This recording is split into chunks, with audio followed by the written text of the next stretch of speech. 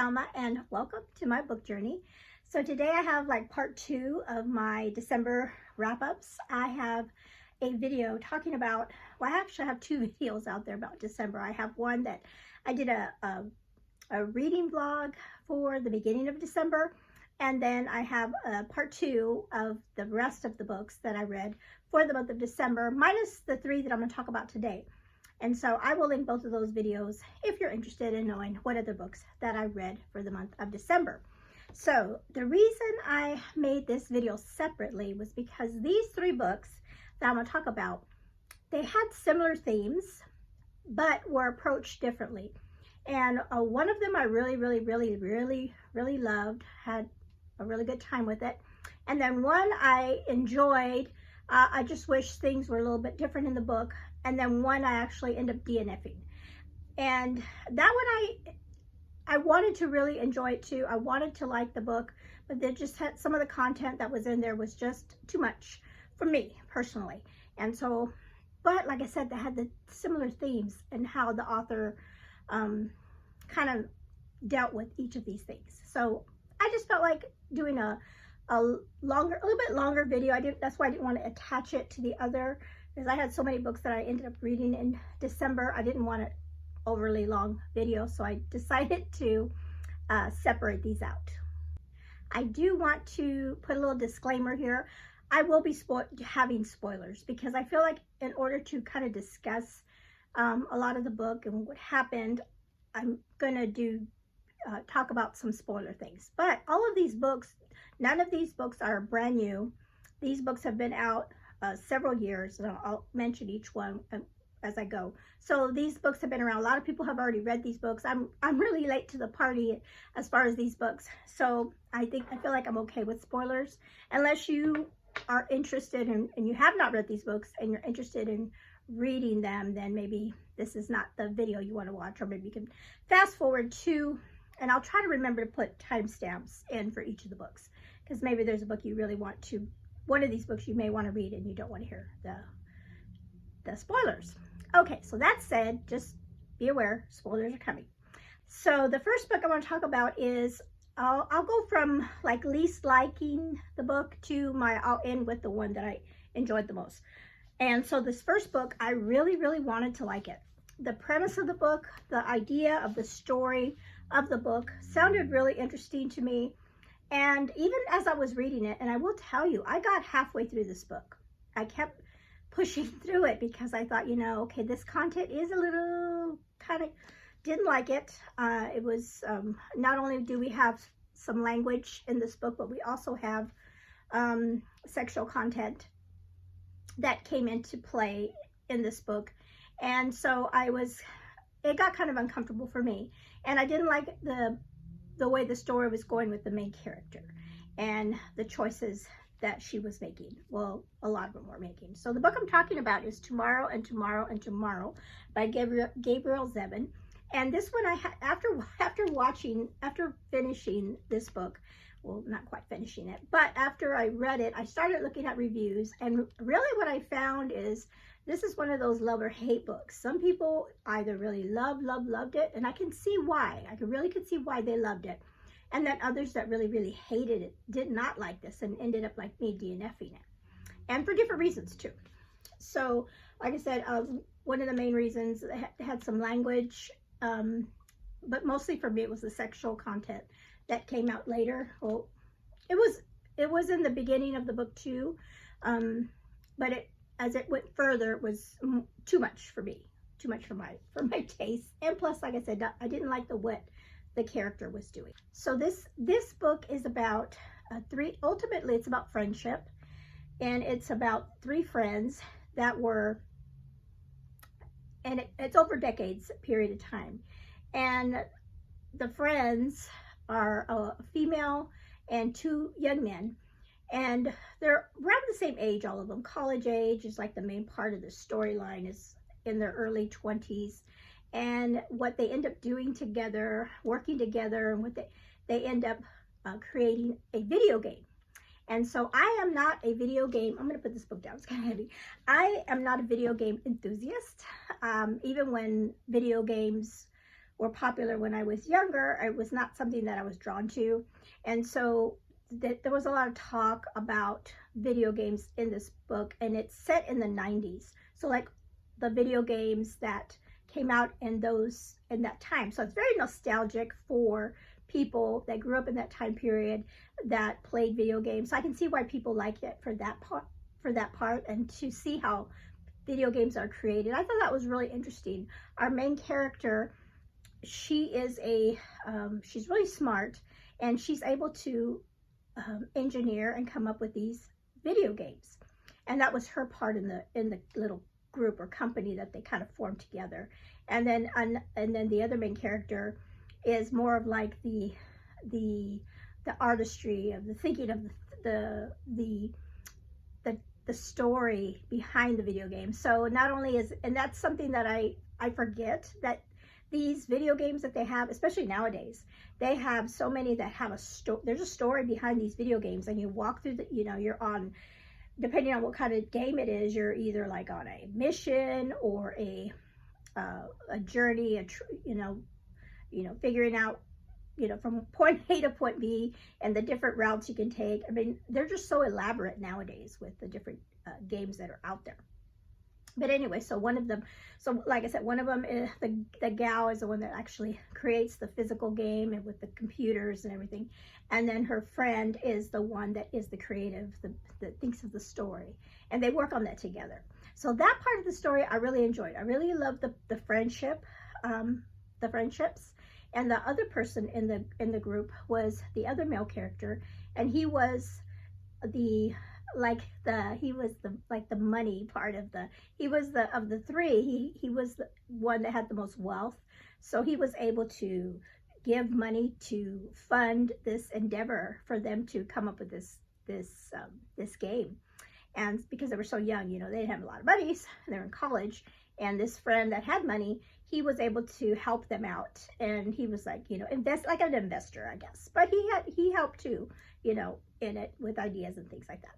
So it was this story behind these three characters. And that, like I said, that's the main part of the book, is this friendship that was over some decades of time. Okay, so and that's what I loved about the book. I loved that. I also liked the way it was written, and some people may not like the way it was written because the author went back and forth in time. So we saw like when they were kids, when they met, and then their college years, and then also in the future we saw afterwards. So we did, as we were reading, we knew that they were going to be successful in their game, because they talked about they were being on interviews, and about the first time their first game that they made was how successful it was. So you already knew as you're reading that they're going to make this game, they're going to do this game together, and it's going to be successful. They're going to make a lot of money, and they're going to go on to do other games later on. You just, as you went through the story, you got the backstory of everything that happened in between. So what I did not like, and why I ended up DNFing, is our female character. She was probably one of the main reasons. She made some horrible choices, and I could see when she was in her 20s why she did what she did.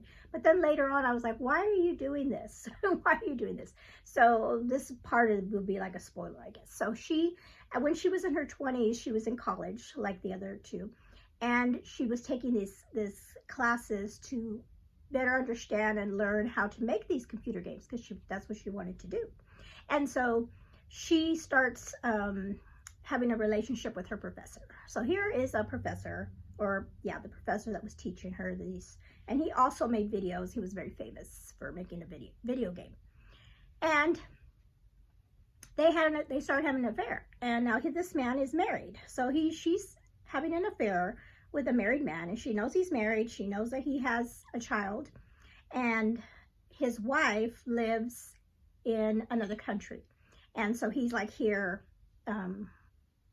he's not like the main, I forget what they call it when the professor comes in to just do a special semester. So he was just there for a short period of time. And so it's probably good for him, right? That he was, he's away from his family, so he can have an affair with one of his students. So then comes a time where he's got to go back. And she was under the impression that possibly that he was going to leave his wife for her. And remember, she's only 20 years old. He's a lot older than her. So he goes back, he kind of breaks it off with her, and he goes back home to his wife and his child. And she is devastated. She goes into a deep state of depression where she is not sleeping, she's not eating, she's not taking care of herself. She was really, really low and depressed. She was so depressed about what happened to her. And then what brings her out of it is being reunited with the friend, and when they started making this game together. So that really helped her. He helped her, and so got her out of that depression. What I did not like is that later on in the story, as they're creating this game together, they need something. And what they need is like a program that will help enhance their video game. And her friend says, why don't you ask your professor, because he has a computer. I wish I would have wrote it down. He has a system or something that we can use. Maybe he can let us use it for our game to do a certain thing in the game. I think they needed it to make like an ocean or something to make it look more realistic.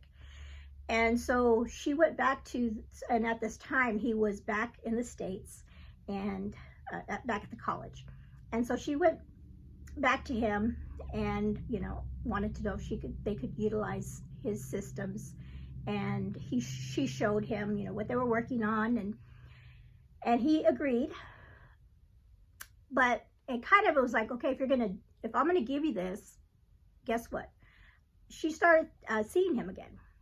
She went right back to having an affair with him. He was still married, and she went back to him. And I thought, what are you doing, woman? She's a little bit older now. I mean, she's still young in her 20s. But I mean, he had already left her. He had already, and she was so depressed before. And now she went back with him. And then this is kind of when in this part of the book is when I decided I didn't want to read anymore, because I didn't like that she did that. It wasn't good for her own health and everything. And then as far as their relationship started changing for the worst. I mean, he was treating her poorly, of course, anyway, because he was using her, because he was not with his wife, obviously. But their relationship changed, and that he was doing things to her that he didn't do the first time, but he was hurting her, really. And she put up with it, and she stayed with him. And even her close friends were noticing the things that he was doing to her were really, awful. But she was like, well, she was just going to continue on with him. And one of the friends realized that the only way that they could get her away from that destructive relationship was to get her to move out of that city where they were in. And so that was, they needed to get her away from that. And they did do that by saying, hey, we need to move out west, back to California, because they were living on the East Coast. And for our company, our video game company, and they told her that was the reason. And there was other reasons why they wanted to move, but that was one of the main reasons. They wanted to get her away from this man. And so she did. So she ended up telling him that she was moving, and he didn't like it. But I mean, like, okay. But she ended up doing it. She did, which was a good thing. She left. And so, like I said, I stopped reading it. I didn't want to go on any further because, and I know this is a secular book. These are not believers by any means. I don't think any of the characters had any faith background, and if they did, it was very minimal. So they were living really for themselves, and making decisions based on what they, their needs at that time, and very promiscuous kind of relationships that they were having. And I just knew, okay, she's good, because it was a girl and the two friends, and I thought, I wonder if she's going to end up with one of the men. And so I didn't want to finish reading it, but I wanted to know what happened. So I read to the back of the book, and then I saw, what happened as far as where they ended up. And it wasn't, yeah, it was like, I kind of figured this would have happened, and it's not the ending I would have liked. I would like to see some kind of redemption, some kind of changed life, and maybe something happened in there if you have read the book and you thought, well, you didn't read it all, so I might have missed something in there. But it just, for me, I just didn't want to proceed. I didn't like what the characters were doing, and it just wasn't a good read for me anyway. It's like, I don't really need to read any of this. I can read other books that have similar stories that don't have all this extra added negative, really bad stuff in it. So so that was that one. So unfortunately, this was the one I picked for my Journey Through Time, Through the Centuries. But like I said, there were some good things about it and some not so good. It was the story with the three friends of, I didn't even mention their names. So Sadie was the girl, Sam was the young man that was the creative, and then Alex was the one that helped fund, and he was a good friend to all three of them. Sam's character was really interesting. He had some trauma after a car accident, and he ended up losing his mother in that accident. So Sadie was really the first person he ever really was close to after that. So they had a really close tie, but they never got together in that sense. They were, to me, it seemed like they were just really good friends and more like a brother-sister relationship. So the middle book that I did finish the whole book, and I enjoyed this one a lot more, also dealt with friendships and bad relationships too, actually. So this is Daisy Jones and the Six. I had heard about this a long time ago, and so I forgot to say what this one, I was going to say when these books came out. The Tomorrow is the newest one of all of these, but it's still 2022 was when that one came out. The Daisy Jones came out in 2019, so it's been out for several years. So I had heard about this from my oldest daughter. She told me about how good it was, but she said listen to the audio, because the audio is really good. It has actors in it, and they each the characters. So this book is about a rock band in the 70s. So it's another period piece. So now we're in the 70s decade, a rock band, and the book is written like an interview. So that's all the book is a person interviewing this band years later, talking about how the band was back in the 70s, the history of the band and everything. And I really like that, the way it was written in that way. So this is my first time reading. Also, it's my first time reading a Taylor Jenkins Reid book. So I'm sure none of her books, of her other books, are this way. So this is a special one, as far as it was an interview. So, like I said, I listened to it on audio, and I really enjoyed. I guess because it was dramatized, and I knew some of the actors that were doing the voices, so that also helped. The reason I like this book is because of the audio was great. I love the story of the whole 70s rock band and the music, and how they wrote the music, the songwriters, they put so much into it. And I'm just amazed at, the talents that people have, and the way that they are able to create music, brand new music, they get all the musical part, and then the songs that go into it. So our main character, Daisy, she is a songwriter, and she's had a troubled youth. She grew up, basically didn't feel loved by her parents, and then kind of went off on her own out in the streets, and was involved in the drug scene and the free love, and was very promiscuous, but mostly the drugs, especially in the book, was her dark demon that she was dealing with. And I was telling my husband, like, I don't know how these rock stars can do as much drugs and drinking as they did and still be able to go on stage and perform and sing, still be able to write these songs that they do when they're under the influence. And so she was had to deal with drugs, and then the band was formed by two brothers, and she ends up writing a song, or joining the band and then writing music with one of the brothers who was their songwriter. And you know that right away there's like an instant connection that they have together because of the music. But at the same time, Billy, who is the songwriter for the other songwriter for the band, he has a history of drugs and alcohol when they were first starting out as a young band, and they would have the groupies and all of that scene. So he was heavily into that, but he had turned his life around as far as that and gotten sober whenever she joined the group. And he didn't want to be around her because she was, you know, doing drugs and drinking and stuff. He didn't want that next to him. He didn't want to have that temptation, not only for the drugs and the drinking, but also the temptation of her, because he started having feelings for her. And that was sad, because he was at the time, he was a married man and had kids. And so that was, but when I was listening to it, I'm like, I do not want this to happen. I don't want him to start cheating on his wife that he loves so much, you know. But I kept thinking it's going to happen. It's a rock, you know, these rock band. This is a secular book. He's going to end up falling in love with her. She's our main character. But you know what? This book really surprised me, because, okay, again, I'm going to do some spoilers here, but that didn't happen.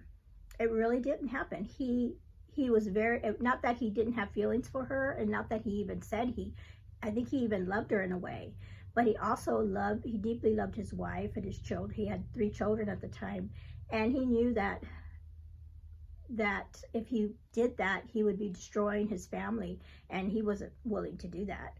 And at the end, here they were at the highest point in their band success. They had just released an album that was winning awards. They had just started this tour for this new album, and he left. He said, no, I'm not gonna go on, because if I go on, I'm gonna be tempted not only in the drug scene and all that, but also mostly to be around Daisy and then end up, you know, going, you know, being with her and cheating on my wife and leaving my wife. And he said, nope, I'm not going to do that. And he stopped. He left the group, and she left because she realized, and there was parts in her interview where she was like, she would have, if he would have taken that step with her, she would have been with him, knowing full well that he was married. She didn't care about that. She just cared about her own, you know, she was only cared about herself and the selfishness of what she wanted. You know, she wanted him, and she didn't care who she was hurting, and she hated that he did not choose her at that time. But then later on, you know, she realizes, you know, that they can't do that either, and so she leaves the band too. And so I love that about the book, that they made the author made that choice, that he didn't, you know, because that's in so many movies, that's in so many books, where a husband will leave his wife and family to go off with not a secret love, what's the trope, I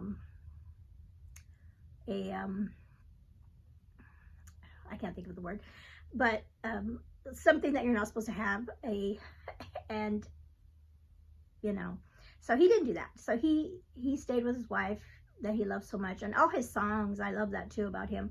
All the songs that he wrote were always for his wife, you know, because of his love for her. Because she, one of the reasons he loved her so much was because she was so merciful to him, and she forgave him for his past sins and things that he did with drinking and things. And once he got sober, you know, she forgave him, and she was willing to you know, be a partner with him and help him. And he, you know, he appreciated that, because she could have easily have left him for all the things he had done to her in the beginning of their relationship. So I did like that book. I like that happy ending that it gave us. And I did see that this book was made into a TV show. And so I didn't watch the whole series or anything, but I like clicked on like certain scenes to see like the songs being played and some certain scenes that I wanted to see play out. And it looked like they did it pretty good job. My daughter watched the show and she didn't like it. Of course, they can never do the book justice, right? And so there you go. Okay, so the last book I'm going to talk about is, this was my jar pick for December. And this is one that I kept putting off, and I finally read it. And guess what? I really loved it. And this had to do with similar themes. We have this is The Debt by Angela Hunt. And now this is going to be a little different because this is written from a Christian perspective, but it is a person that has gone through similar things as these other ladies in this book. So we have a young woman that her father was a FBI agent and he was killed in the line of duty. And then her mother was a alcoholic, and she, after her husband died, she even got worse. And so when she was a teenager, I think she was like really young, 15, maybe 13, 14, well, maybe 15, where she was a teenager. And she didn't get any love. Her mother never paid any attention to her, so she was in an unloved situation.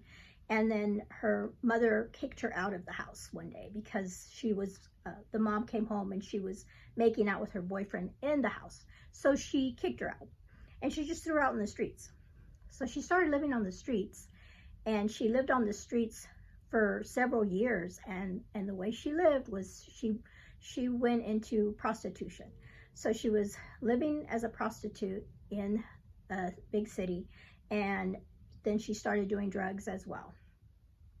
Well, she ends up getting pregnant, and then she has an abortion, and then later on she gets pregnant again, but this time she doesn't have enough money for another abortion, and if she had, she would have had the abortion.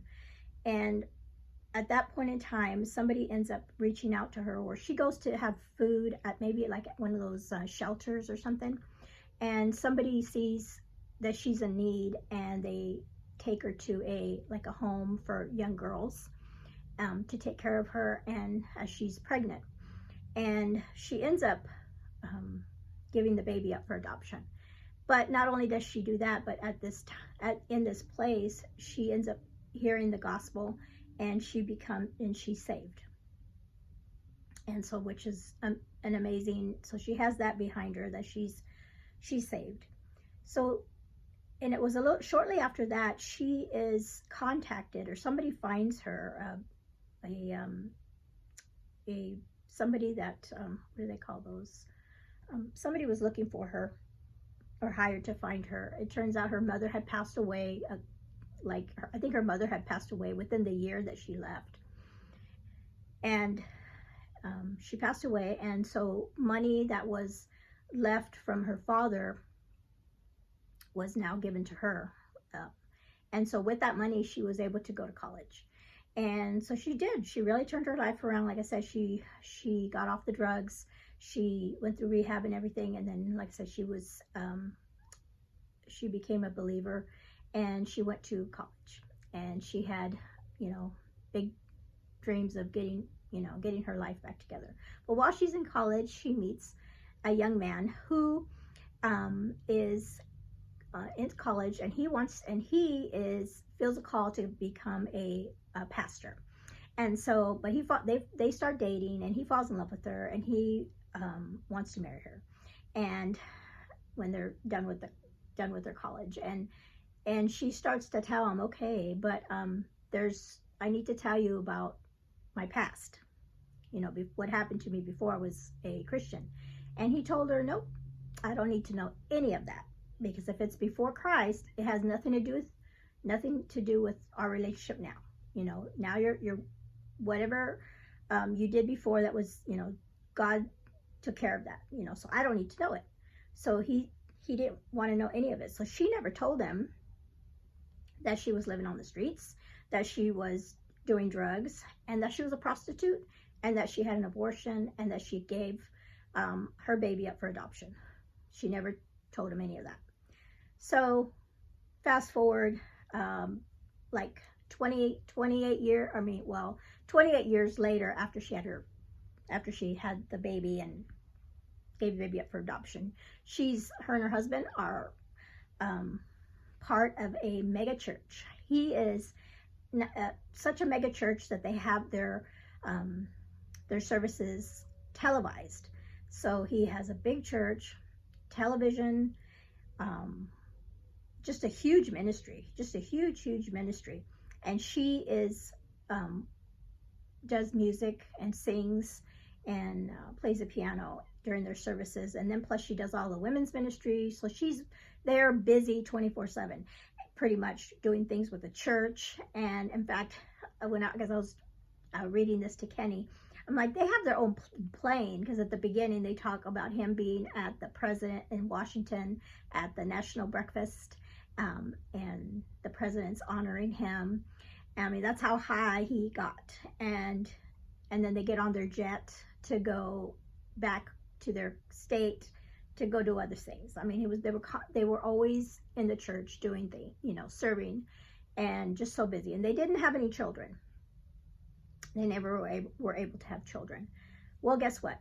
She gets contacted by a young man, and this young man is her son that she had, and that she gave away for adoption.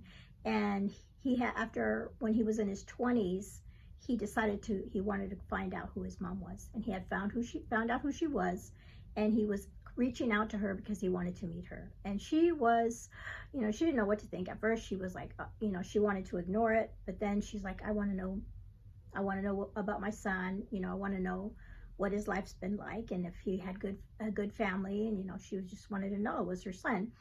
And then she had to tell her husband, and remember, he didn't want to know. So now when she told him, he was like, what? And I will say that I did not like the husband in this book. He did not act the way I thought he should have acted.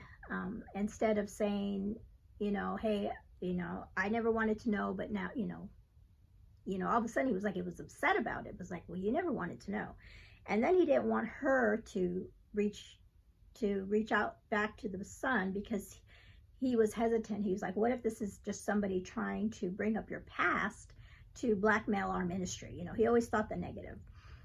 But she went out and did go out and meet him.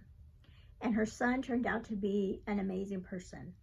He was he had a ministry, but it was very different from hers and her husband's. His ministry was, he went out and he talked to people out on the streets, like the homeless people, the people in the bars, the people, he was helping a young girl just like her that was living out in the streets. I mean, he was getting his hands dirty. He was he let a homeless man sleep in his little apartment where he was living in. And that's what he did. He wanted to serve people where they were at. And this was really shocking to her, because she was just used to just serving people in the church, in the church, right?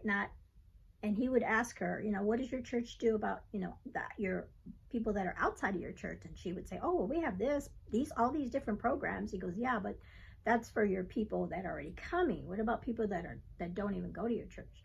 So the things he was telling her was really starting to stir in her, convicting her really of what she was doing in her own ministry. And she realized that she really wasn't following God. She was following her husband, which she didn't think was a bad thing as far as a wife.